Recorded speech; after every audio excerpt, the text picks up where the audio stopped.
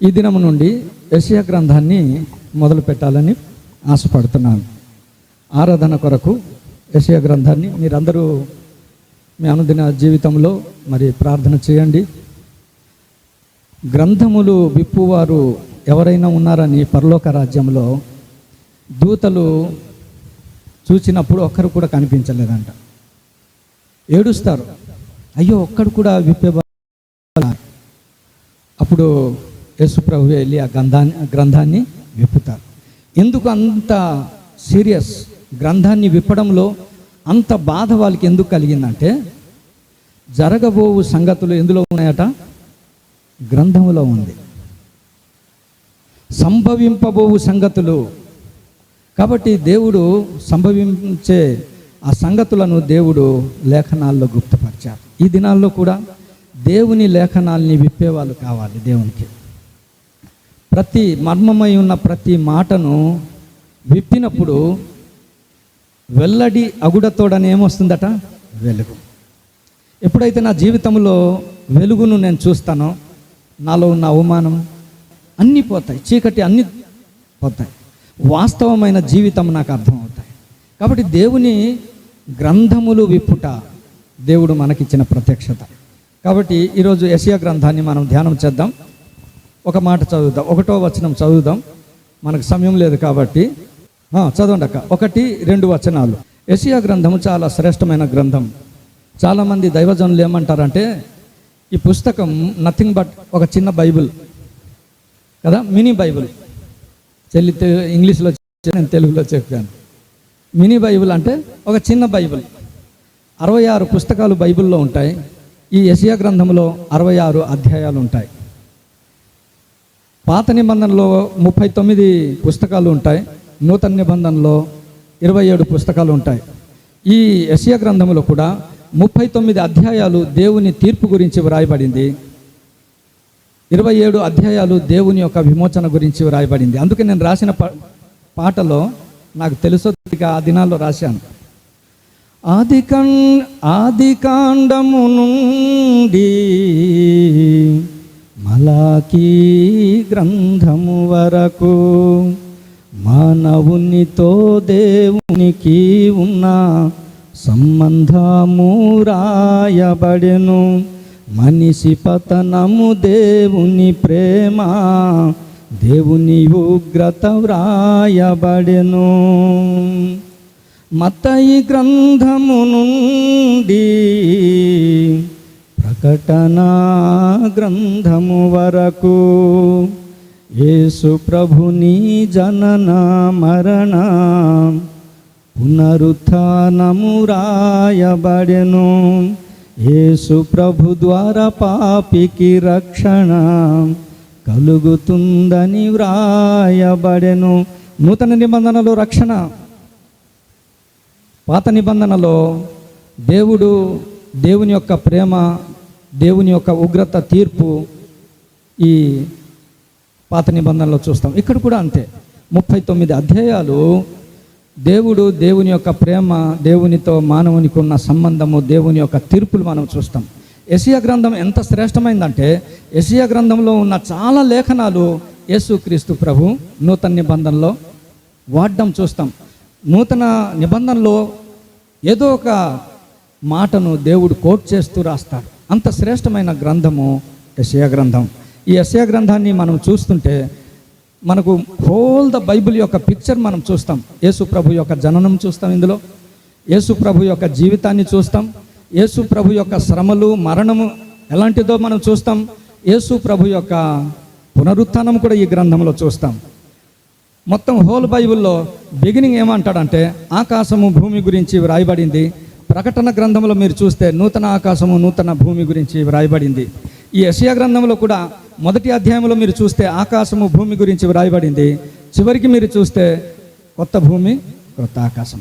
అంటే complete mini Bible అంటే exact పోలిక మనం చూస్తాం. అయితే ఈ యెషయా అనే ఈ దైవజనుడు, ఈ ప్రవక్త రాసిన ఈ పుస్తకంలో యెషయా అనగా ఏంటంటే, యెహోవాయే నా రక్షణ, the lord is my saviour. దేవుడే, యెహోవాయే నాకు రక్షణ. ఈ దైవజనుడు, ఈ ప్రవక్త తన పేరుకు తగ్గ జీవితం జీవించాడు. ఎందుకంటే అక్క చదివిన ఫస్ట్ మాటలోనే అక్కడ ఒక 4 రాజుల గురించి రాశాడు. చాలా జాగ్రత్త విందాం త్వరగా. 4 రాజులు చాలా గొప్ప రాజులే. ఉజ్జియా గురించి వ్రాయబడింది, యోతాము గురించి వ్రాయబడింది, ఆహాజు, హిజ్కియా. ఇందులో ఒక్క ఆహాజు తప్ప 3 రాజులు దేవుని ఎక్కువ ప్రేమించిన వారే. దేవుని దగ్గర యథార్థ హృదయముతో వారు బ్రతికిన వారే. వారందరినీ దేవుడు కృప చూపి ఆశీర్వదించిన రాజులే. ఇంతమంది రాజులు ఉన్న యెషయా మనకు నేర్పించే పాఠం ఏంటంటే, నా రక్షణ యెహోవాయే తప్ప ఈ రాజులు కారు. ఈ లోకంలో మన జీవితంలో కూడా so many platforms are there. మనం ఆనుకోవడానికి, పర్లేదులే ఈ లోకంలో నేను బ్రతికేవచ్చులే అనడానికి సో మెనీ ప్లాట్ఫామ్స్ ఉన్నాయి. బంధువులు ఉన్నారు, బలగం ఉంది, ఉద్యోగాలు ఉన్నాయి, ఐశ్వర్యాలు ఉన్నాయి అని చాలామంది ఈ లోకంలో బ్రతుకుతున్నారు. బట్ ఒక దేవుని బిడ్డగా నీవు యెషయాలాగా యెహోవాయే నా రక్షణ, దేవుడు మనకు రక్షకుడు. ఆ సంగతి మనం ఇప్పుడు మర్చిపోవడానికి వీల్లేదు దేవుని బిడ్డలారా. అయితే ఇక్కడ మనం చూస్తాం దేవుని బిడ్డలారా, ఈ మొదటి అధ్యాయం నేను చదువుతుంటే నాకు చాలా ఆశ్చర్యమైన విషయాలు దేవుడు మాట్లాడాడు. ఎందుకంటే అర్థమవ్వకపోతే టెన్షన్. వాక్యం బోధించాలంటే అర్థం అవ్వాలా. ఏమని బోధించాలా? నేను ఎంచుకున్న మార్గం ఏంటి తెలుసా? నంబర్ ఆఫ్ టైమ్స్ చదువుకోవడమే. దేవుడు మాట్లాడినంత వరకు చదవడమే నేను ఎంచుకున్న మార్గం. ప్రభువా నాతో మాట్లాడు, నాకు ఉపదేశమి అంటే దేవుడు ఇవ్వడు. It is my personal experience. దేవుడు నీకు ఎప్పుడు ఇస్తాడు తెలుసా? నువ్వు నంబర్ ఆఫ్ టైం నువ్వు చదువుతూ ఉంటే మోసే 40 దినాలు దేవుని సన్నిధిలో ఉంటే ఎన్ని మాటలు దేవుడు ఇచ్చాడు? 10 ఆజ్ఞలు ఇచ్చాడు. దేవుడు నాతో ఒకసారి మాట్లాడాడు. నువ్వు ఎంత సమయం నాతో గడిపావు కదా, నీకు ఎన్ని మాటలు నేను ఇవ్వాలా? అర్థమవుతుందా? అంటే ఎంత టైం మనం దేవునితో స్పెండ్ చేస్తున్నాం. ఎగ్జామిన్ చేద్దాం దేవుని బిడ్డలారా. దేవుడు మాట్లాడేవాడు. అయితే ఇక్కడ మనం నేర్చుకుందాం ఏంటంటే, చూడండి, ఉజ్జియా, యోతాము, ఆహాజు, హిజ్కియా యను యూదా రాజుల దినములలో జరిగిన ఇన్సిడెంట్ గురించి దేవుడు రాస్తున్నాడు. రాజుల యొక్క దినములలో రాజులు ఎలా ఉన్నారో మనం ధ్యానం చేయాలి ఈ అధ్యాయంలో. ఆ దినములలో ప్రజలు ఎలా ఉన్నారో మనం ధ్యానం చేయాలి. ఆ దినములలో దేవుడు ఎలా ఫీల్ అవుతున్నారో మనం అధ్యయనం చేయాలి. 3 ఈ అధ్యాయం అధ్యాయంలో రాజుల యొక్క దినములు అని వ్రాయబడింది. ఒక రాజు కాదు, 4 రాజులు. ఆ దినములలో రాజులు ఎలాగున్నారు, వారి యొక్క పరిస్థితి ఏంటి, ప్రజలు వారి యొక్క పరిస్థితి ఏంటి, ప్రవక్త యొక్క పరిస్థితి ఏంటి, దేవుని యొక్క పరిస్థితి ఏంటి. ఇది చదివినప్పుడు దేవుడు నాతో మాట్లాడాడు. సురేంద్రపాల్, నీ దినములలో నా స్పందన ఎలాగుంటుందో ఒకసారి ఆలోచన చేయి. రాజుల యొక్క దినములలో దేవుడు మాట్లాడుతున్నాడు. ఈ 4 రాజుల యొక్క దినములలో ఇశ్రాయేలు ప్రజలు ఎలా ఉన్నారో దేవుడు స్పందిస్తున్నాడు, ప్రవక్త స్పందిస్తున్నాడు. ఇక్కడ ఉన్న so called believers, senior believers, మీ పేర్లు పట్టుకొని మీ సంఘము గురించి, మీ కుటుంబం గురించి, నా కుటుంబం గురించి దేవుడు స్పందిస్తే ఎలా ఉంటుంది? దేవుడు నాతో మాట్లాడిన మాటలు ఇవి. రాజుల దినములలో ఇశ్రాయేలీయులు, సురేంద్రపాల్, నీ దినములలో నీ కుటుంబం, నీ సంఘం ఎలా ఉందట?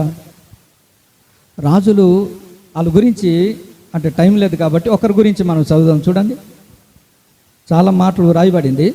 2వ దినవృత్తాంతముల గ్రంథం 26వ అధ్యాయం. 2వ దినవృత్తాంతముల గ్రంథం 26వ అధ్యాయం 3 నుండి 5 వరకు త్వరగా చదవాలి. దేవుని బిడ్డలారా గమనించండి, దేవుడు మాట్లాడుతున్నారు. ఎవరిని కోట్ చేస్తూ తెలుసా? దేవుని అనుసరించి దేవుని ప్రేమించిన రాజులను బేస్ చేసుకునే మాట్లాడుతున్నాడు. ఈరోజు రాజులు మంచిగానే దేవుని అనుసరించారు, దేవుని ప్రేమించారు, దేవుని గురించిన పరిచయం చేశారు. అయితే ఎక్కడో ఒక దగ్గర రాజులు వాళ్ళ ఇష్టం వచ్చినట్లు వారు బ్రతికినట్లు చూస్తాం. ఉజ్జియా స్థిరపడిన తర్వాత అని అతని గురించి వ్రాయబడింది. హిజ్కియాలో మనం చూస్తాం. దేవుని బిడ్డలారా, ఈ ఆత్మీయ జీవితంలో మనం కూడా జీవిస్తున్న దినాల్లో దేవుడు మనకు క్షేమాభివృద్ధి ఇచ్చినప్పుడు మన ఇష్టం వచ్చినట్టు మనం కూడా అడుగులు వేసామనుకో, ఎక్కడో ఒక దగ్గర కాంప్రమైజ్ అయ్యామనుకో, దాని పర్యవసానం మనం ఒక్క విషయంలో కాంప్రమైజ్ అయ్యాం, ఒక్క అడుగు తప్పాం, ఇశ్రాయేలు ప్రజల యొక్క పరిస్థితి ఎంత అధ్వానంగా మారిపోయింది తెలుసా. వాళ్ళ గురించి దేవుడు వ్రాయలేకపోయాడు. రాజుల గురించి ఇలాంటి మాటలు రాసిన సృష్టికర్త అయిన దేవుడు ఆ దినాల్లో ఉన్న ప్రజల గురించి దేవుడు రాయలేకపోతున్నాడు. వాళ్ళ గురించి మనం చూడొచ్చు. ఈరోజు క్రైస్తవ సమాజంలో చాలామంది తల్లిదండ్రులు దేవుని ప్రేమించిన వారే. ఈ రాజుల్లాగే చాలామంది కుటుంబాలు, పేరెంట్స్ లేకపోతే తల్లిదండ్రులు దేవుని పరిచర్య కొరకై ప్రయాసపడిన వాళ్ళే. బట్ ఎక్కడో దేవునికి లేని ప్రాంతంలో వీళ్ళు బ్రతకడం ద్వారా ఇశ్రాయేలు ప్రజల్లాగా చాలామంది ఆత్మీయ తల్లిదండ్రుల యొక్క పిల్లలు ఎలా ఉన్నారు తెలుసా. దేవుని బిడ్డలారా, ఎంత దారుణంగా ప్రవర్తిస్తుంటారో సమాజంలో చూస్తుంటాం. మన జీవితాల్లో మనం నేర్చుకుందాం. నీ దినములలో ఇదిగో ఇశ్రాయేలు వాళ్ళ గురించి చదువుదాం. చూడండి ఏమని చూస్తున్నాడంటే 3వ వచనంలో, ఇశ్రాయేలీయులకు తెలివి లేదు. ఆ మాటలు నేను ఆఫీసులో అలాగుండి చదువుతున్నాను. ఇశ్రాయేలుకి తెలివి లేదంటే ఇప్పుడు మీరు ఆలోచించండి, ప్రపంచమంతా ఇశ్రాయేలు పట్ల ఎలాగున్నారు. అసలు తెలివైనోడు ఎవడైనా ఉన్నాడంటే అని మన దృష్టి. దేవుడు అంటాడు తెలివి లేదని. దేంతో పోలుస్తున్నాడు తెలుసా? మరి ఎద్దుకున్న జ్ఞానం ఆ ఇశ్రాయేలుడికి లేదురా. గాడిద తప్పిపోయింది. ఎవరు? సౌలు తాలూకు తండ్రి గాడిదలు తప్పిపోతే సౌలు వెతకడానికి వెళ్ళాడు. ఈయన త్రోవ తప్ప ఈయన ఎటు వెళ్ళిపోయాడు. గాడిద మాత్రం 3 రోజుల తర్వాత గాడిదకున్న తెలివి. దేవుని బిడ్డలారా, ఈ వాక్యం చదివినప్పుడు దేవుని దృష్టిలో మానవుడు నిన్ను చూచిన స్థాయి, లేకపోతే మానవుని దృష్టిలో నీకున్న తెలివి, ఆస్తి, అంతస్తులు దేవుని దృష్టిలో నథింగ్. దేవుని దృష్టిలో ఏమీ కాదు. ఇశ్రాయేలు భూప్రపంచంలో they are the top most wise people. కానీ దేవుని దృష్టిలో తెలివి లేదన్నాడు దేవుడు. ప్రభుని గుర్తించలేని స్థితి, ప్రభు మనస్సును గ్రహించలేని పరిస్థితి. మరొక మాట అంటారు చూడండి, అక్కడ ఏమన్నాడంటే 4వ వచనం చివరి లైన్లో, ఇశ్రాయేలు యొక్క పరిశుద్ధ దేవుని దూషింతురు అంటే ఏంటి? దాని అర్థం అంటే దూషించడం అంటే ఏమి తమ్ముడు? ఏమన్నా దూషించడం అంటే మనలాగా ప్రభువా నువ్వు చాలా చెడ్డోడు, ప్రభువా నువ్వు ఇలాంటోడు ప్రభు అని అంటే దూషించడం అంటే ఎలాగా? ఏం అర్థం చేసుకుందాం? తెల్మి ఏమని అర్థం చేసుకుంటాం? దేవుని బిడ్డలారా, దేవుణ్ణి పట్టించుకోకపోవడం దేవుని దృష్టిలో దేవుని దూషించినట్టే. దేవుణ్ణి తెలుసుకోకపోవడం, నిర్లక్ష్యం చేయడం దేవుని దృష్టిలో విగ్రహ ఆరాధన అని మనం అనుకుంటాం. మన దృష్టిలో విగ్రహాన్ని ఆరాధన, దేవుని దృష్టిలో వ్యభిచారం అన్నాడు. అవ్వ దృష్టిలో పండు తినడం అంతవరకే ఆజ్ఞ అనుకుంది. దేవుని దృష్టిలో నిబంధన, ఆ పాపాల యొక్క లిస్టు యోబు గ్రంథంలో యోబు చెబుతున్నాడు. ఆదాము లాంటి పాపం నేను చేయను తండ్రి అంటున్నాడు. ఆ లిస్ట్ అక్కడ రాశాడు. ఎంత భయంకరమైన పాపాలు. కాబట్టి మన దృష్టిలో ఇంతే కదా అనుకుంటాం. దేవుడి దృష్టిలో దేవుడు ఏమంటాడు తెలుసా? మోసేను ఏమంటాడు తెలుసా? ఇశ్రాయేలుల సమాజం ఎదుట నా నామమును నువ్వు సన్మానించలేదంటాడు, పరిశుద్ధపరచలేదంటాడు. మోసే గారు ఏం చేస్తారట? జస్ట్ రాళ్ళని అంటే ఆ బండని ఏం చేస్తాడట? కొడతాడు. ఇతని దృష్టిలో కొట్టడమే అని అనుకుంటున్నాడు. కానీ దేవుని లెక్కల్లో, దేవుని యొక్క దృష్టిలో అంతకు మించింది ఏంటట? నా నామాన్ని నువ్వు సన్మానించలేదు. అందుకే మన జీవితాల్లో దేవుని మనస్సు ఎరిగి భూమి మీద బ్రతకడం మనకు అవసరం. అందుకే దేవుడు అంటాడు, దేవుని ఆరాధించువారు ఆత్మతోనూ సత్యముతోనూ, ఆ ఫండమెంటల్ గాడ్ సీక్స్ అంటాడు సచ్ టైప్ ఆఫ్ పీపుల్. దేవుడు తనకు అలాంటి ప్రజలు కావాలని వెతుకుతున్నాడు అని ఇంగ్లీష్లో వ్రాయబడింది. అట్టివారే కావాలని తండ్రి కోరుచున్నాడని తెలుగులో వ్రాయబడింది యోహాను సువార్త 4:23-24లో. కాబట్టి దేవుని యొక్క కోరిక ఏంటంటే దేవుని ఆరాధించువారు ఆత్మతోనూ సత్యముతో ఆరాధించుట. ఇక్కడ చూస్తే రాజులు తమ వరకు బ్రతికారు. ఆ దినములలో ప్రజల యొక్క దుస్థితి ఎంత భయంకరమో చూస్తే ప్రజల గురించి కూడా మనం చూడండి. 2వ వచనం నుండి మీరు చూస్తే ప్రజల గురించి వ్రాయబడింది 9వ వచనం వరకు. చాలా భయంకరమైన దుస్థితిలో వాళ్ళు బ్రతుకుతున్నారు. విచ్చలవిడితనం వారి జీవితంలో ఉంది. వారి పాపాలు దేవుడు రికార్డ్ చేశాడు. మన దేవుడు ఎంత పరిశుద్ధుడు, ప్రజల యొక్క ప్రతి డీటెయిల్స్ని రాస్తున్నాడు. మన జీవితాల్లో మనం గమనించాలా. నంబర్ 1, రాజుల దినములలో అని దేవుడు రాసినప్పుడు నా కుటుంబ జీవితం, సంఘ జీవితాల్లో కూడా దేవుడు కోట్ చేస్తాడు. We are accountable. మనము దేవునికి లెక్క అప్పజెప్పవలసి ఉంది మన కుటుంబం విషయంలో, సంఘం విషయంలో. మన దినములలో మన కుటుంబం ఎలా ఉంది, మన దినములలో మన సంఘము సేవ ఎలా ఉంది. రెండోది, ప్రజల యొక్క పరిస్థితి చూస్తే ఎంత భయంకరమైన దుస్థితిలోనికి. నాకు అందుకే అంటే ఫ్రమ్ ద బిగినింగ్ నుండి దేవుని నమ్ముకొని రక్షణ పొందిన వారు కొంతమంది ఉంటారు, కానీ కొంతమంది ఉంటారు పుట్టుకు నుండి దేవుని బిడ్డలే. వాళ్ళు అనే మాట్లాడు తెలుసా, అన్న మా పిల్లల గురించి ప్రార్థన చేయండి, ఇంకా రక్షణ పొందలేరు. దేవుని కొరకు రోషం కలిగి బ్రతకకుండా, దేవుని కొరకు బిడ్డల్ని పెంచకుండా గాలికి వదిలేసి ఈ సప్పడి మాటలు, నిరర్ధకమైన మాటలు, పిల్లల రక్షణ కొరకు ఏం చేస్తున్నాం మనం? దేవుని బిడ్డలారా, నీ దినములలో ఇక్కడ రాస్తున్నాడు, రాజుల యొక్క దినములలో ఎంత భయంకరంగా ఇశ్రాయేలు ప్రజలు దేవుని ఆరాధించే ప్రజలు. వాళ్ళు అలాగని భక్తి లేదా? వాళ్ళ గురించి రాయబడింది చూడండి. ఎలాగని రాశారంటే 11వ వచనంలో చూస్తే, విస్తారమైన బలులు అర్పించే ప్రజలు 11వ వచనంలో. తర్వాత చాలా కాస్ట్లీ అండి వీళ్ళ తాలూకా వర్షిప్. ఎలాగంటాడంటే, బాగుగా మేపిన దూడల క్రొవ్వును, అంటే దేవుని దగ్గరికి తీసుకొచ్చే ఆ దహన బలులు ఎంత కాస్ట్లీయో చూడండి. ఎండిపోయినవి, బక్కసిక్కిపోయినవి, రిజెక్ట్ చేయబడినవి కాదు. వాళ్ళు అర్పించే అర్పణలు ఈరోజు మీరు నేను నిలబడితే మనం ఫెయిల్ అయిపోతాం. ఈ లోకంలో కూడా అలాంటి వాళ్ళు ఉన్నారు దేవుని బిడ్డలారా. కొంతమంది దేవుని కొరకు ఎంతైనా, ఈ కల్చర్ ఇప్పుడు కూడా ఉంది, మనలోనే కాదు బయట వాళ్ళు కూడా చూడండి. దేవుని బిడ్డలారా, how is your life in God? దేవునిలో మన జీవితం అంటాడు. వారు ఎలాంటి ఆరాధనలు చేస్తున్నారంటే, విస్తారమైన బలులు వారి జీవితాల్లో ఉన్నాయి. వారు అర్పించేది 1-2 కాదు. తర్వాత ఆ దహన బలులు, పొట్టెలు గురించి వ్రాయబడింది. బాగా దేనికి అంటే దేవుని కోసం. ఇది దేవుడు కోరుకున్న ఆరాధన కాదు. దేవుని ఆరాధించేవారు ఆత్మతో సత్యముతో ఆరాధన చేయాలని. తర్వాత అంత మాత్రమే కాదు, వాళ్ళ గురించి దేవుడు కోట్ చేశారు. ఏమని అంటే, ఈ క్రిస్టియన్ లైఫ్, రిలీజియన్ లైఫ్లో, మతపరమైన జీవితంలో వారికి ఉన్న ఆశ చూడండి. ఏమని రాస్తాడు వారి జీవితంలో?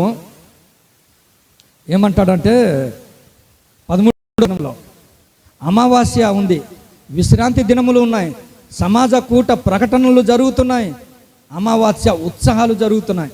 అంటే ఏంటి?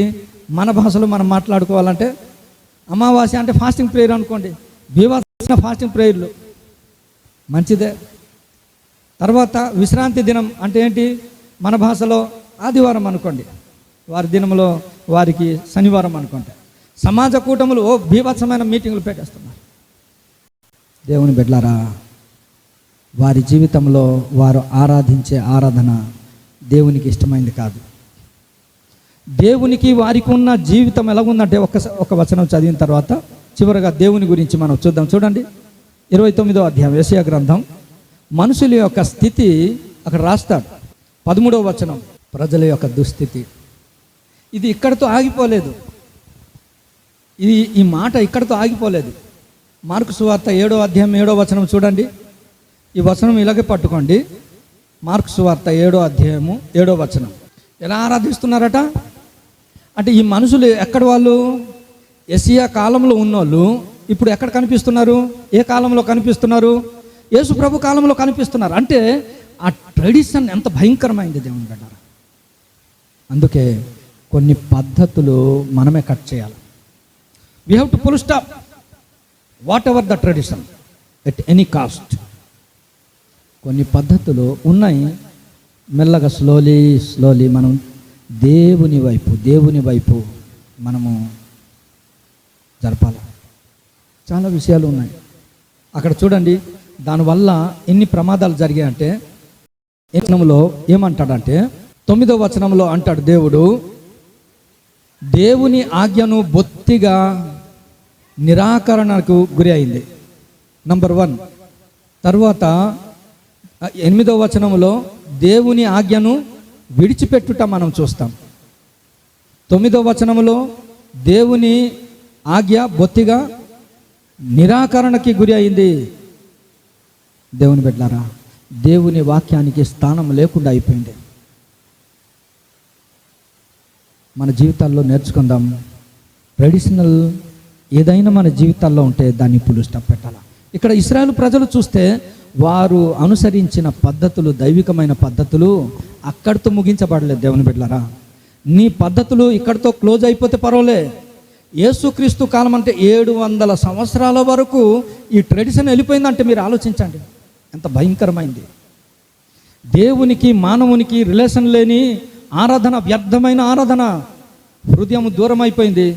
Lip worship is nothing but live worship అన్నాడు ఒకడు. లైఫ్ లేదట. మళ్ళీ బాగుంది, ఇంగ్లీష్లో బాగుంది. ఈ లిప్పులో ఏముందట? అబద్ధం ఉంది. లైవ్ వర్షిప్ అంటే అబద్ధం, అందులో లైఫ్ లేదు. మనం దేవుని ఎందుకు ఆరాధన చేయాలంటే ఒక 3 విషయాలు చెప్పి నేను ఆరాధనలోనికి మనం వెళ్తాం. చూడండి, అక్కడ వ్రాయబడింది. చాలా విషయాలు ఉన్నాయి. దేవుని బిడ్డలారా, మీరు కూడా ధ్యానం చేయండి. మన దినములలో దేవుని అంగీకరించే ఆరాధన మనం చేయాలి. మన బిడ్డలు ఇదిగో ఈ రకమైన ఆరాధన, దేవుని మందిరానికి వెళ్ళడం, రావడం, దేవుని మందిరాల్లో పాల్గొనడం మంచిదే ఇవన్నీ. కానీ వీటిలో దేవుడు నీకు నాకు దూరం అయిపోవడానికి వీల్లేదు. నీ హృదయం నా హృదయం దేవునికి దూరం అయిపోవడానికి వీల్లేదు. అక్కడ వ్రాయబడింది నన్ను ఆదరించిన మాట. 2వ మాట 1వ అధ్యాయం 2వ వచనం. యెహోవా మాట్లాడుచున్నాడు. ఇది చదివినప్పుడు నాకు ఈ లోకంలో కొన్నిసార్లు కొందరు మాట్లాడడం మానేస్తారు. ఉందా? ఎక్స్పీరియన్స్ ఉందా? సైడే వెళ్ళిపోతుంటారు. పలకరించడానికి కూడా అనీజీ అవుతుంటారు. మీరు అబ్జర్వ్ చేశారో లేదు? కొంతమంది మాట్లాడనివ్వకుండా వాళ్ళు మాట్లాడరు, మాట్లాడేవాడిని కూడా మాట్లాడనివ్వకుండా. ఈ మాట నన్ను ఆదరించేది మన దేవుడు. అందుకే నేను రాసిన పాటలో నీవు మాట్లాడే దేవుడవనియు మాట తప్పని వాడవు నీవనియు. అందుకే మనం ఆరాధన చేయాలి. ఆయన మాటలు ఎంత అద్భుతంగా ఉంటుందో తెలుసా? ఇశ్రాయేలు ప్రజల లాంటి స్థితి ఆయన దేవుడు నీతో మాట్లాడతాడు. ఆయన మాటలు మహత్తుగల మాటలు. ఆయన మాటలు ఒక్క మాట చూడండి. యెషయా గ్రంథం, మొదటి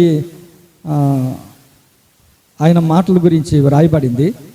మొదటి రాజుల గ్రంథం 19వ అధ్యాయం. మొదటి రాజుల గ్రంథం 19వ అధ్యాయము 11, 12 వచనాలు. మొదట దేవుడు ఇతనికి చాలా భయంతో ఉంటాడు, పారిపోయిన స్థితిలో ఉంటాడు. యెజబెలు దగ్గర నుండి పారిపోవడానికి, తన ప్రాణాన్ని రక్షించుకోవాలని ఒక ప్రవక్త అంత భయపడిన పరిస్థితి ఆలోచించండి ఎంత భయంకరమైనది అంటే. ఎందుకంటే సమయం లేదు కాబట్టి మీకు విడిచిపెట్టేస్తున్నాను. ఒక దైవజనుడు భయపడిపోతే, ఒక ప్రవక్త భయపడిపోతే దేవుని యొక్క దర్శనాలు, దేవుని యొక్క ఉద్దేశాలు ఎలా ఉంటాయి ఆలోచించండి. అలాంటి సందర్భంలో దేవుడు అతనికి దర్శనమిచ్చి నువ్వు వెళ్ళి ఆ పర్వతంలో నువ్వు నిలబడు ఏలియా అంటాడు. ఆ టైంలో దేవుడు యెహోవా ఆ వైపు సంచరించగా బలమైన పెనుగాలి లేచెను. యెహోవా భయమునకు పర్వతములు బద్దలైపోయిందండి. అయితే దేవుడు రాస్తున్నాడు, శిలలు చిన్న భిన్నములాయను కానీ యెహోవా ఆ గాలి దెబ్బల యందు ప్రత్యక్షం కాలేదు. నంబర్ 2, భూకంపం కలిగింది, దేవుడు ప్రత్యక్షం కాలేదు. నంబర్ 3, మెరుపు పుట్టింది, మెరుపులో కూడా దేవుడు ప్రత్యక్షం కాలేదండి. దేవుడు ఎంత సర్వశక్తిమంతుడో ఇక్కడ మనం చూస్తాం, కానీ ఆయన ప్రత్యక్షత అందులో లేదు. గాలి దెబ్బలకి ఆ పర్వతం ఏమైందట, బద్దలైపోయింది. అంటే దేవుని యొక్క భయానికి పర్వతాలు బద్దలైపోయింది, అందులో దేవుని ప్రత్యక్షత లేదు. భూకంపం కలిగింది, దేవుని ప్రత్యక్షత లేదు. మెరుపు పుట్టింది, ప్రత్యక్షత లేదు. ఇప్పుడు దేవుని స్వరం, దేవుడు మాట్లాడే విధానం ఎలా తెలుసా? దేవుడు ఎక్కడ నీకు ప్రత్యక్షం అవుతాడు తెలుసా? ఆయన మెల్లని ప్రశాంతమైన వాతావరణంలో దేవుడు ప్రత్యక్ష అయ్యేసరికి ఏలియా దాన్ని విని తన దుప్పటితో ముఖం కప్పుకున్నాడట. ఎందుకురా నా భక్తితో ఉన్నవాడు దేవుడు అన్న సంగతి నేను మర్చిపోయాను. నేను ప్రశాంతంగా ఉంటే నా దేవుడు నాతో మాట్లాడతాడు అన్న సంగతి అతనికి అర్థమైపోయింది. అద్భుతమైన ఒక అసైన్మెంట్ దేవుడు ఇచ్చాడు. 3 అసైన్మెంట్లు ఇచ్చేశాడు. మన జీవితాల్లో కలవరంలో దేవునితో మన కనెక్షన్ ఉండదు, భయాల్లో మన కనెక్షన్ ఉండదు, అదిగో భూకంపంలో ఉండదు. చాలామంది ఈ దినాల్లో దేవుని పవర్ మీద, ఆయన శక్తి చేత బలము చేత కాదంటాడు, నా ఆత్మ చేతనే అంటాడు. ఈరోజు దేవునితో నిమ్మలమైన వాతావరణం నీకుంటే దేవుని ప్రత్యక్షత, దేవుడు నీతో మాట్లాడతాడు. మోసేతో మాట్లాడాడు, అబ్రహాముతో మాట్లాడాడు, దేవుని బిడ్డలారా దావీదుతో మాట్లాడాడు. ఈరోజు మనతో ఒక మాట ఉంటుంది, హెబ్రీ పత్రిక 1:1లో, మన పితరులకు ద్వారా మాట్లాడిన దేవుడు, నానా విధములుగా మాట్లాడిన దేవుడు ఈ దినమందు మనతో కూడా మాట్లాడుతున్నాడు. అందుకే మనం ప్రభుని ఆరాధన చేయాలి. ప్రభువా నువ్వు మాట్లాడేవాడు. నేను భయపడినప్పుడు ఏలియాను ఆదరించి బలపరిచి పరిచర్యలు ముందుకు సాగించేటట్లుగా, కొనసాగించినట్లు, మాట్లాడినట్లుగా నాతో నువ్వు మాట్లాడుతున్నావు. నంబర్ 2, దేవుని మనం ఎందుకు ఆరాధన చేయాలంటే చూడండి, చదివేస్తాను. యెషయా గ్రంథం 1వ అధ్యాయము. వారి యొక్క పరిస్థితులు చూడండి, 9వ వచనం. వారి జీవితము చూస్తే, వారి జీవితాన్ని బట్టి వారికి సొదొమ గొమొర్రాలాగా అయిపోవాలండి. కానీ దేవుడు ఇశ్రాయేల్ని కాపాడేవాడుగా ఉన్నాడు. నిన్ను నన్ను దేవుడు కాపాడకపోతే వాళ్ళు అంటున్నారు సొదొమ గొమొర్రా, ఎందుకంటే వాళ్ళ పరిస్థితులు అర్థమైపోతున్నాయి. ఈరోజు మనం బ్రతుకుతున్నామంటే, మన కుటుంబాలు ఈరోజు ఈ రీతిగా బ్రతుకుతుందంటే, ఈరోజు జీవము కలిగి మనం ఉన్నామంటే కారణం ఏంటి తెలుసా? దేవుడు కాపాడుతున్నాడు, దేవుడు మనల్ని కాపాడుతున్నాడు. అందుకే మనం ఆరాధన చేయాలి. దినదినము నన్ను, నా కుటుంబాన్ని, సంఘాన్ని, బిడ్డల్ని ఎన్నో అపాయములు, ఎన్నో ఉపద్రవాలు, ఎన్నో కీడు నుండి మనల్ని ఏం చేస్తున్నాడట? ఎదుకో ఇశ్రాయేల్ మీద ఎన్నో దాడి జరిగి ఆ పరిస్థితుల్ని బట్టి వీళ్ళు ఏమైపోవాలట? సొదొమ గొమొర్రాలాగా తుడిచిపెట్టబడాల, సమూల నాశనం అయిపోవాలా. ఇది చదివినప్పుడు నేను అనుకున్నాను, ప్రభువా అనుదినము నువ్వు కాపాడుతున్నావు కదా, అనుదినము ఈ శేషాన్ని నిలుపుతున్నావు కదా ప్రభువా. రెండవది, మూడవది, దేవుని మనం ఎందుకు ఆరాధన చేయాలంటే చూడండి, ఏమని ఎంత మంచి మాట చెప్తాడంటే, ఈ 20వ వచనం నుండి మీరు చదవండి. ఇక్కడ చూస్తే చాలా రిస్టోరేషన్ లైఫ్. రండి నా యొద్దకు రండి, 19వ వచనంలో అంటాడు, మీరు సమ్మతించి నా మాట వినిన ఎడల. ఇంకా మీరు తర్వాత ఇంటికి వెళ్ళి చదవండి, దేవుడు అంటాడు ప్రజల్ని మరలా రిస్టోరేషన్, ఇదిగో నా దగ్గరికి రండి, నేను మరలా మీకు నీతిగల పట్టణంగా చేస్తాను, నమ్మకమైన రాజ్యముగా చేస్తాను, కమ్ రిస్టోర్ చేస్తూ ఉన్నాడు. ఈరోజు మనం కూడా తప్పిపోయిన వాళ్ళం, వారిలాగా మనం కూడా పడిపోయిన వారం. మనల్ని కూడా దేవుడు ఏం చేస్తున్నాడట? Day by day restore. దావీదు తిరిగి మరలా సంపాదించుకొనెను, David restored all, recovered all అన్నట్టుగా మన జీవితాన్ని కూడా దినదినము ప్రభులో మనల్ని ఏం చేస్తున్నాడట? మన విశ్వాసాన్ని రిస్టోర్ చేస్తున్నాడు, మన నీతిగల జీవితాన్ని రిస్టోర్ చేస్తున్నాడు. మన రక్షణ జీవితం కొనసాగించడంలో మరలా రిస్టోరేషన్ లైఫ్, దీనికి మనం ఇచ్చే పేరు నిరీక్షణ ఇస్తున్నాడు. అందుకే ప్రభుని మనం ఆరాధన చేయాలా.